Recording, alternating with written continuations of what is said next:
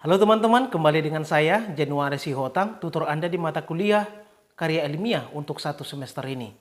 Teman-teman, tak terasa kita sudah memasuki minggu yang ketiga untuk mata kuliah karya ilmiah dan aktivitas belajar yang harus Anda kuasai adalah di aktivitas belajar yang keempat dan yang kelima. Nah, di pertemuan minggu yang ketiga ini, kita akan melakukan perkuliahan secara asinkronus, yaitu pertemuan tanpa tatap muka. Artinya tidak ada web, sehingga dalam satu minggu ini Anda melakukan dua kegiatan. Yang pertama, Anda ikut diskusi satu, dan yang kedua adalah Anda mengerjakan tugas dua.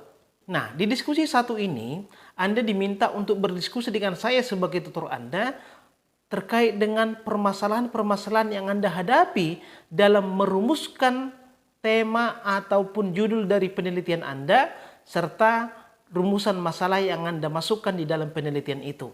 Jadi, di minggu pertama Anda sudah diminta untuk merumuskan masalahnya dan juga temanya, lalu kemudian didiskusikan di minggu kedua melalui web.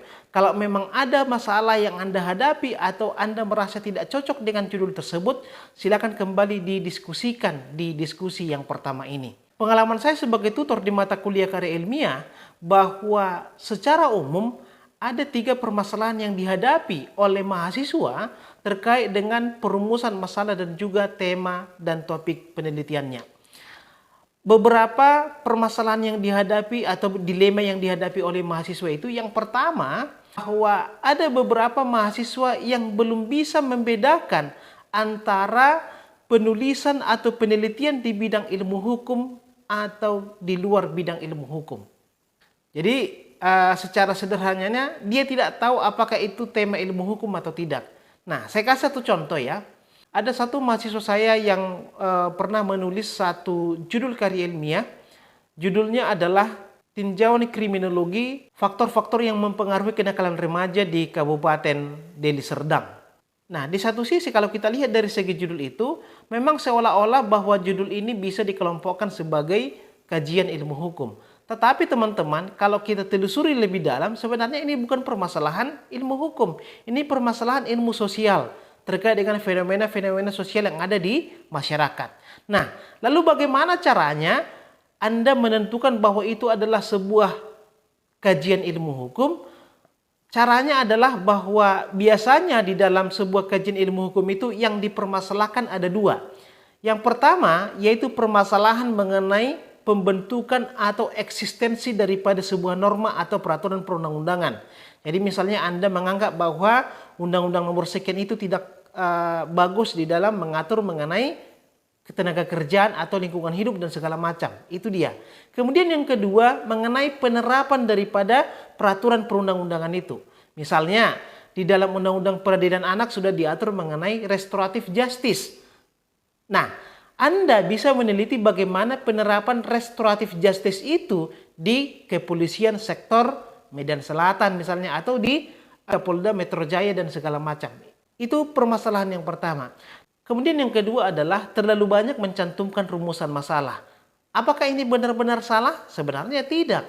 Cuma kelemahannya teman-teman, kalau Anda membuat banyak rumusan masalah, misalnya ada 4-6 rumusan masalah di dalam karya tulis itu, maka saya yakin karya tulis Anda itu akan dangkal ya. Karena di dalam ketentuan Karil UT bahwa jumlah karya tulis yang akan Anda buat itu adalah maksimal 15 halaman.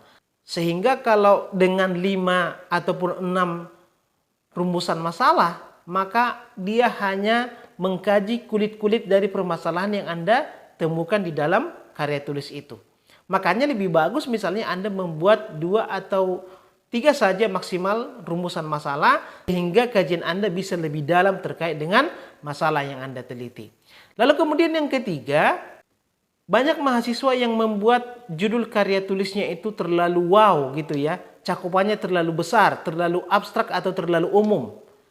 Lagi-lagi saya katakan teman-teman, memang karya tulis ataupun Karil UT ini hampir sama seperti skripsi. Tapi sesungguhnya Karil UT ini bentuknya lebih sederhana. Karena dari segi halaman juga dia maksimal adalah 15 halaman. Sedangkan skripsi itu minimal dia 40-60 halaman. Nah, dengan 15 halaman ini tentu hal yang Anda kaji itu lebih sederhana. Sehingga lagi-lagi saya tekankan, silakan Anda kaji hal-hal yang terkait dengan Anda atau memiliki hubungan emosional dengan Anda. Bisa karena terkait dengan pekerjaan Anda atau profesi Anda, ataupun dengan latar belakang Anda, misalnya kesukuan, agama, dan segala macam. Itu untuk diskusi yang pertama. Lalu kegiatan kedua yang harus Anda lakukan di pertemuan minggu ketiga ini adalah mengerjakan tugas 2, yaitu mengenai kutipan langsung dan kutipan tidak langsung. Mengapa Anda perlu untuk mengerjakan ataupun memahami bagaimana cara melakukan pengutipan langsung maupun pengutipan tidak langsung? Karena seperti di video sapaan pertama dan kedua selalu saya katakan bahwa tidak ada seorang pun yang mampu membuat satu penelitian yang benar-benar baru. Artinya bahwa penelitian setiap orang itu, bahkan seorang profesor pun, penelitiannya itu harus berdasar kepada penelitian-penelitian sebelumnya. Nah, artinya di sini bahwa ketika Anda membuat sebuah penelitian atau karya tulis, maka Anda harus mengacu kepada karya tulis yang ada sebelumnya. Anda harus mengutipnya dan memasukkan ke dalam karya tulis Anda. Nah, ketika Anda memasukkan pemikiran atau karya tulis orang lain ke dalam karya tulis Anda, maka satu hal yang harus dituntut dari Anda adalah kejujuran, yaitu bagaimana caranya untuk mengutip, bagaimana juga etikanya untuk mengutip. Makanya Anda harus mencantumkan yang namanya referensi ataupun daftar pustaka. Anda harus jujur dari buku mana Anda ambil atau dari jurnal mana Anda ambil tulisan tersebut. Kalau kemudian Anda tidak mencantumkan referensinya, maka seolah-olah itu adalah hasil buah pikiran ataupun hasil penelitian Anda sendiri. Itulah yang perlu ditekankan di dalam pembuatan kutipan langsung maupun kutipan tidak langsung. Kemudian yang kedua, Anda harus bisa memahami pengutipan tidak langsung itu untuk menghindari Anda dari tindakan plagiarisme. Karena saya katakan di pertemuan sebelumnya bahwa selain Anda harus berhadapan dengan tutor, Anda juga harus berhadapan dengan Turnitin. Nah, Turnitin itu akan menilai adanya kesamaan kalimat atau pola kalimat di karya tulis yang lain dengan karya tulis yang Anda buat.